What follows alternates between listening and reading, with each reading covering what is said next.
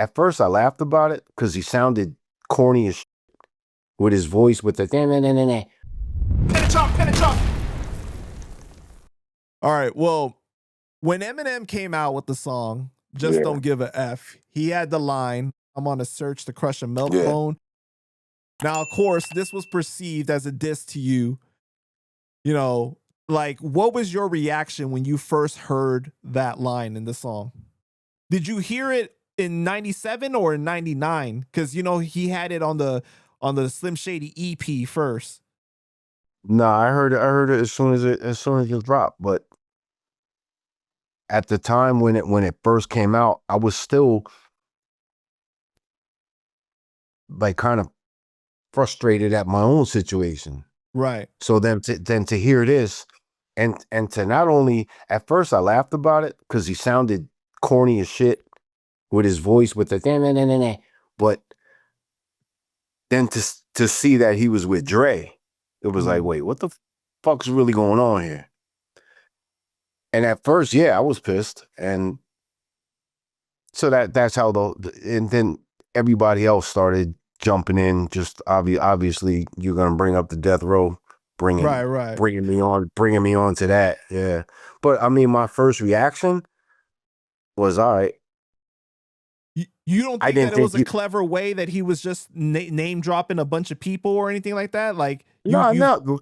Wait. That's what I'm saying. Because at first, yeah, like me of all people, like you put me in the same line as Vanilla Ice, and like at least give me my own fucking line.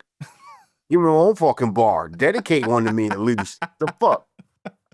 Shit. You're like, put some respect on my name. Fucking group me with these motherfuckers. Well, I mean, he put you with Pete Nice and MC Search. Like I said, don't group me with these motherfuckers. Fucking cornballs, man.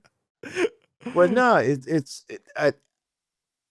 I know 100%, and he was great for doing it that way. Because I mean, now you see it different. I was just a stepping stone. We all were stepping stones to help him. And his whole first album was talking shit about people, everybody. So I guess you're welcome. But you know, but to me, he should have at least responded when I dropped one at him. But he was smart with that too. Because he knew that if he did reply, that was my stepping stone. So in 99, he did an interview with MTV when he spoke on the song, and he said it was his introduction to the underground and that he didn't want to just be thrown out there like a Miilkbone or Vanilla Ice. Did you see that interview when it came out? I didn't see that one. Oh yeah, well they have it on YouTube too. And then he has this interview with Black Gold that same year, and they asked him like why he dissed Cage, why he dissed you, and he said, with Miilkbone, I wasn't even dissing Miilkbone on my album. When I said I'm on a search to crush a Miilkbone, I was talking about stereotypes. And now I heard he wants to bring it so he could bring it and look stupid. You know what I'm saying? And then the interviewer brings up the whole Death Row Chronic 2000 album, and he says, I heard his shit. His shit is garbage. I wish it was dope enough for me to respond, but it's not. You know what I'm saying? So fuck it. I'm not giving them any more attention. Yeah, that's what he was supposed to do. Right. That's what he was supposed to do. Shit. Yeah, because if you open the door, you never know what could happen when somebody walks in it. Right. Smart. So how does the situation with Death Row come about? Like, I get a call out of nowhere. Yo. And Suge was locked up. From who? Somebody at Death Row. Suge was locked up, but Suge gave the green light that he wanted to pay me to go after M. I was like, fuck it. Had to be Reggie Wright Jr., right? It possibly was. I mean, that was so long ago. It sounds familiar. Do you know who that is, though? It's not. Now I don't. Back then. It sounds familiar. Oh, okay. Well, Reggie Wright Jr. is like all over YouTube. He, talking about Death Row stories all the time and stuff like that. And he's spoken about you in the past. He brought up that like he was the head of security before, and then when Suge went off to prison, he ran Death Row, right? In an interview, he said that he called you and the Realist. You know, remember the Realist? Nah. Oh, it sounds familiar. The Realist was the rapper that sounded like Tupac. Okay, yeah. Yeah, and he was dissing Dre and everything like Yeah, that. You know, yeah. right? So he called you guys gimmick artists that they brought in, and they regret doing that basically at that time. That they think that if they gave you guys a chance, they should have really given you guys a chance instead of taking that route of. You know what? And that was the not only that, but that was the mistake of even the second label I signed with.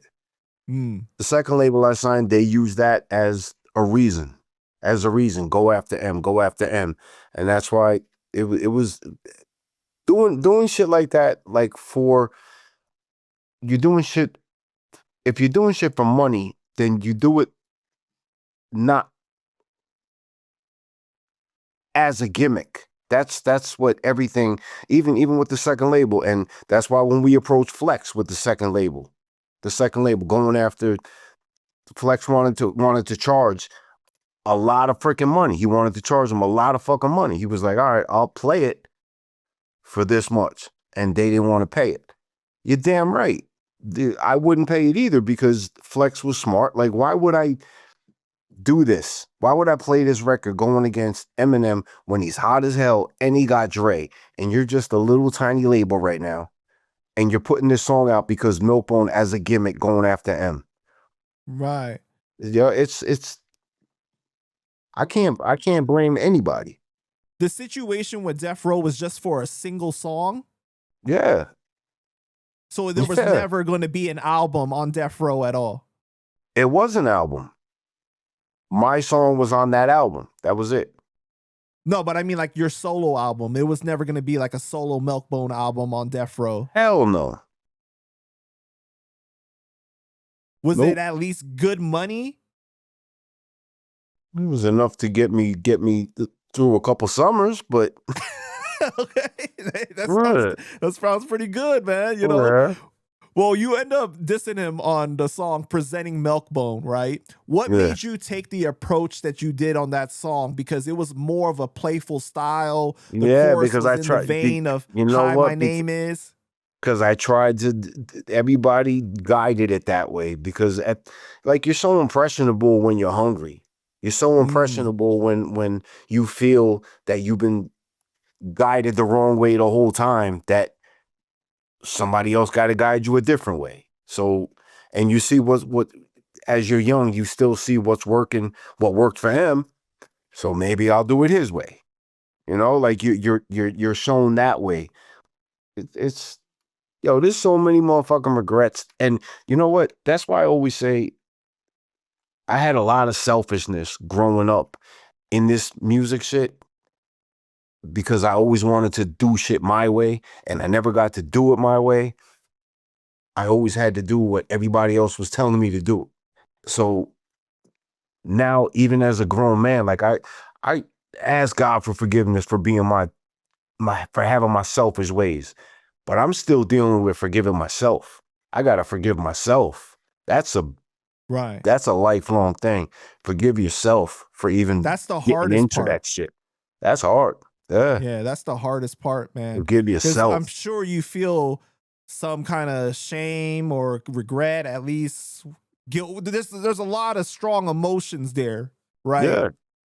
And every day, like you deal with the thought of just if, what if, and you got to forgive yourself for not being able to let it go. It's hard. Yeah.